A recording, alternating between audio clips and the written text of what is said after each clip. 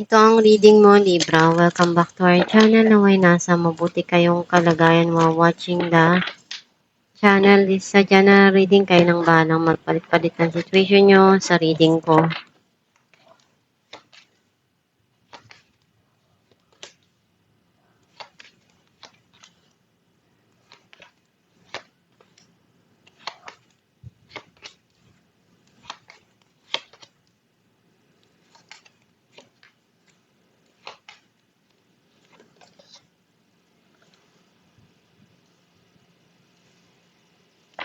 At the bottom of the deck, Ace of Cups. I feel like ang nasisense ko na energy mo. Nakita ko na andun yung punong-puno na pagmamahal na binibigay mo. And ginagawa mo lahat kung ano yung kaya mo dun sa sitwasyon, kung ano yung pagkukulang, ibibigay mo, pupunuan mo. And kahit pa walang bumalik sa'yo, ang mahalaga sa'yo, na ibibigay mo yung pagmamahal na kaya mo. Ang mensahe ng card mo, meron ditong darating na communication or clarity dun sa sitwasyon na nangyari na sa buhay mo.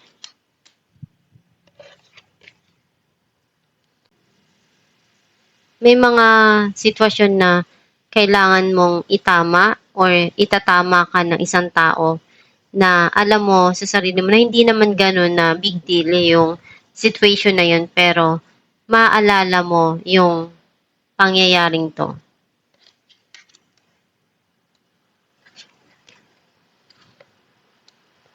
Meron ditong bagong opportunity na igagrab mo or sisimulan mo na bagong proyekto or creative arts na para sa'yo, mag-i-enjoy ka.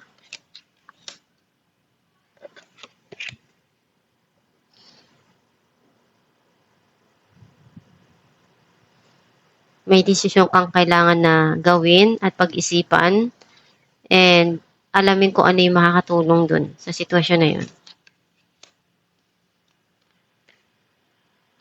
Kailangan mong balansehin yung mga nangyayari sa buhay mo para hindi ka sumuko or ma-exhausted.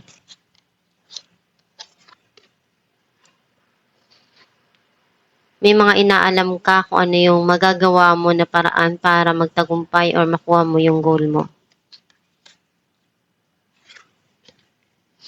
Andun yung pagmamahala ng dalawang tao na pinapatibay ng pananampalataya at binibigay yung pagmamahal sa isa't isa. Some of you, pinupunuan mo yung pagmamahal na nararamdaman mong kulang, ikaw na yung nagbibigay nun para sa sarili mo. May mga nararanasan kang hindi mo nagugustuhan na nangyari sa buhay mo sa nakaraan at gusto mong alisan yon, baguhin kung ano yung kailangan na baguhin doon. And kahit anong mangyari, hindi ka basta-basta magpapatalo or susuko dun sa mga pinagdaanan mo. Clarify natin Knight of Swords, Seven of Swords and Seven of Wands. Nagkaroon dito ng lies and cheating. Some of you running away. And unti-unti nang magkakaroon sa'yo ng linaw yung mga nangyari na yon. Ngayon, malalaman mo kung ano yung totoo dun sa mga nangyari. Clarify natin ang Ace of Wands,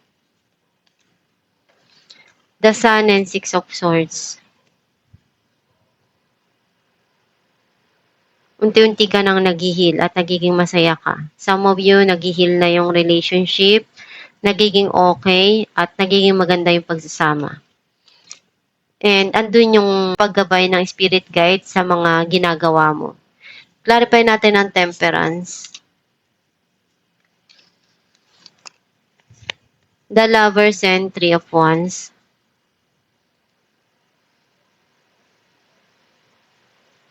Meron ka ditong hinihintay na bumalik at itong taon na to minahal mo. Some of you may gusto kang puntahan and kailangan mong habaan yung pasensya mo sa isang relasyon. Kung meron kang kinakasama or minamahal. Kailangan nandoon yung pagpapasensya at pag-unawa sa isa't isa. Clarify natin ang the lovers.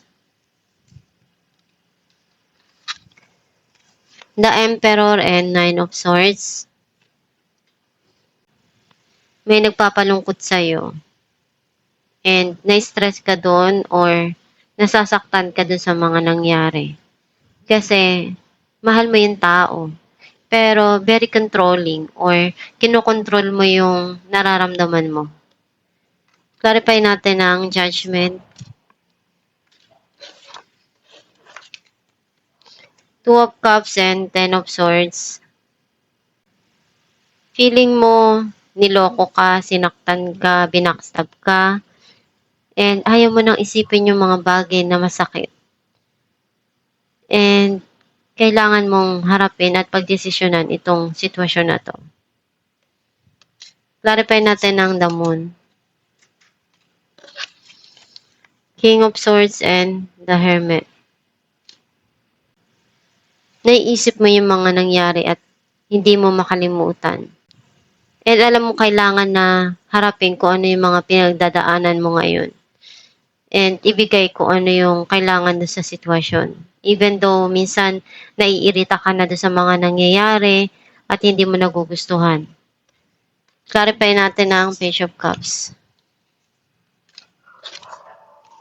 Knight of Cups and Seven of Swords. Andun pa rin yung pagmamahal na gustong ipakita nitong tao na to. Pero nagkakaroon ng pagsisinungaling dito or cheating.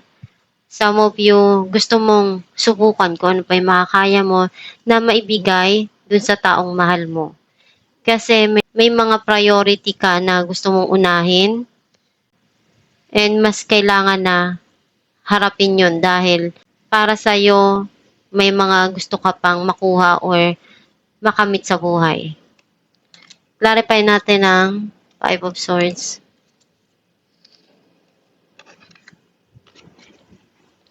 Page of Pentacles and Nine of Wands. Nakita ko na kahit ilang beses kang nasaktan, hindi ka pa rin sumusuko. Pero naglagay ka na ng wall. Hindi ka na basta-basta magtitiwala doon sa mga tao. Malaki na yung nagbago sa buhay mo. Hindi ka na ganun kadali magtiwala. And alam mo kung ano yung gusto mo. And hindi ka na basta-basta magtitiwala ng ganong kadali dun sa mga taong nasa paligid mo. Dahil alam mo kung sino yung totoo sa'yo at saka hindi. Alamin natin kung ano mensahe para sa'yo.